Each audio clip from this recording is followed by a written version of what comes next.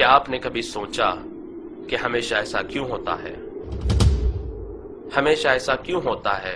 कि एक ईसाई नन जब अपना सारा जिस्म ढांकती है तो उसे बड़ी इज्जत दी जाती है कि उसने अपने आप को ईश्वर के हवाले कर दिया, पर जब कोई मुसलमान औरत ऐसा करती है तो लोग कहते हैं कि वो जुल्म का शिकार है।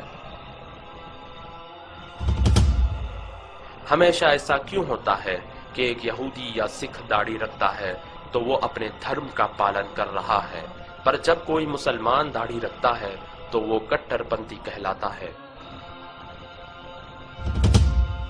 हमेशा ऐसा क्यों होता है कि जब कोई स्त्री घर पर सारा समय बिताती है, अपने बच्चों का ख्याल रखती है, तो वो बहुत बड़ा बलिदान दे रही है, पर जब कोई मुसलमान स्त्री ऐसा करती है तो लोग कहते हैं कि वो चार दीवारी में कैद है और उसे आजादी मिलनी चाहिए।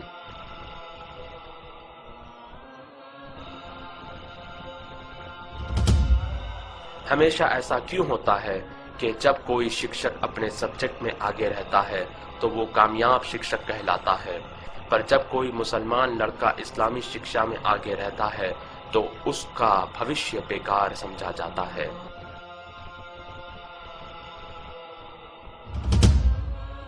हमेशा ऐसा क्यों होता है कि जब कोई यहूदी या ईसाई किसी का खून करता है तो उसका धर्म नहीं बताया जाता, पर जब कोई मुसलमान किसी जुर्म में पकड़ा जाता है तो इस्लाम को बदनाम किया जाता है। हमेशा ऐसा क्यों होता है कि कोई भी लड़की किसी भी तरह के कपड़े पहनकर कॉलेज जा सकती है, पर जब मुसलमान लड़की हिजाब पहनकर कॉलेज जाती है तो उसे गेट पर ही रोक दिया जाता है।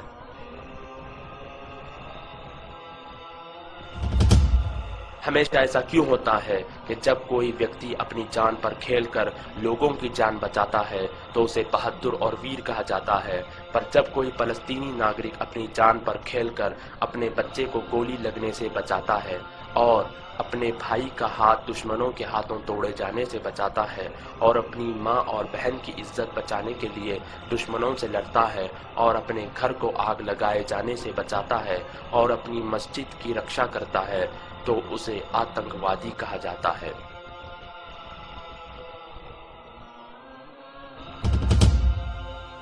हमेशा ऐसा क्यों होता है कि हम किसी भी प्रकार की समस्या के लिए कोई भी समाधान ले लेते हैं, पर जब उसका उत्तर हमें इस्लाम में मिलता है तो हम इनकार कर देते हैं।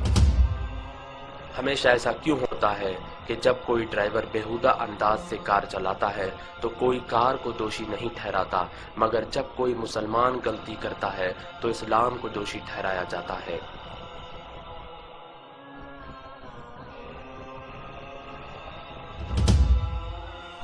हमेशा ऐसा क्यों होता है कि लोग अखबार और मीडिया में बताई गई हर चीज पर यकीन कर लेते हैं, मगर कुरान में लिखी बातों पर सवाल करते हैं।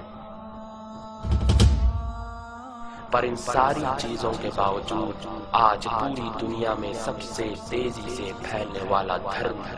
इस्लाम है।